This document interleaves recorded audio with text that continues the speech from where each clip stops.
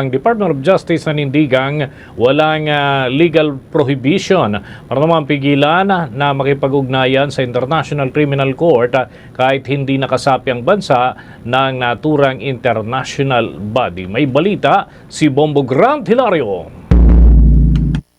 Iginit ng Department of Justice na walang nakasad sa saligang batas na ipagbawal ang pakikipag-ugnayan ng bansa sa International Criminal Court. Ayon mismo kay Justice Spokesperson Attorney Polo Martinez, walang legal prohibition na nagsasabi o pumipigil sa pamahalaan na makipagtulungan sa International Tribunal. Ito aniya ang pinag-ugatan ng mga inihayang petisyon ng kampo ni dating Pangulong Rodrigo Duterte sa katastasong kuman buhat ng harapin ang kasong Crimes Against Humanity sa The Hague, Netherlands. Kinu-questionan niya naman ito ang pagiging legal o kung naayon sa batas ang pagkakaaresto sa dating Pangulo noong nakarang taong 2025.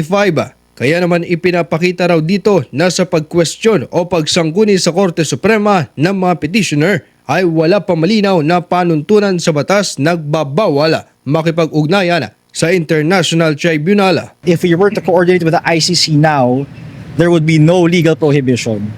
I think that one thing is clear legally at least, no? That's why the petitions were filed with the Supreme Court because kina-question nga nila kung legal or valid ba yung naging arrest ni former President Duterte dati. Will continued cooperation with the ICC also be illegal? That's a question that's pending with the Supreme Court. Now, since tinanong nga yun, meaning that our current laws do not clearly provide a prohibition na bawal kayo makipag-coordinate sa ICC, diba? Or Interpol for that matter. Subalit ipinaliwanag ng tagapagsalita na hindi nito isinasantabi ang pagiging hindi na miyembro ng Pilipinas sa Rome Statute ng International Tribunal. Kanya pa rin pinanindigan na walang pananagutan sa batas ang pamahalaan sa pakikipag-ugnayan nito sa anumang international agency o hukuman. Understandably, yes, we know that we've withdrawn from the Rome Statute. That is clear, diba? But there is no legal prohibition under our laws that says that you cannot coordinate with any international agency, tribunal, and that doing so would be a constitutional violation. Wala pong ganon sa batas natin. Kaya nga po question sa Supreme Court kasi hindi klaro ngayon.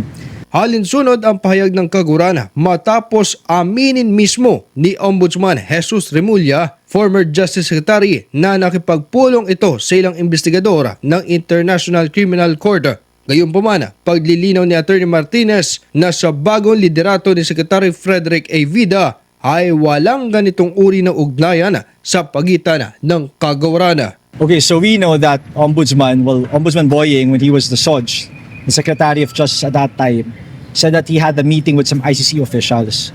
Siyempre, alam po natin that the administration, or at least the Department of Justice, nag-iba na ang secretary.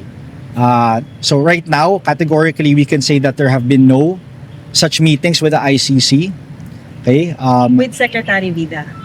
With Secretary Vida, nor any DOJ officials had any meeting with the ICC. Habang binigyan din niya na hihintayin ng Department of Justice ang resolusyon ng Korte Suprema sa mga nakabinbing petisyon bago tuluyang gumawa ng panibagong aksyon.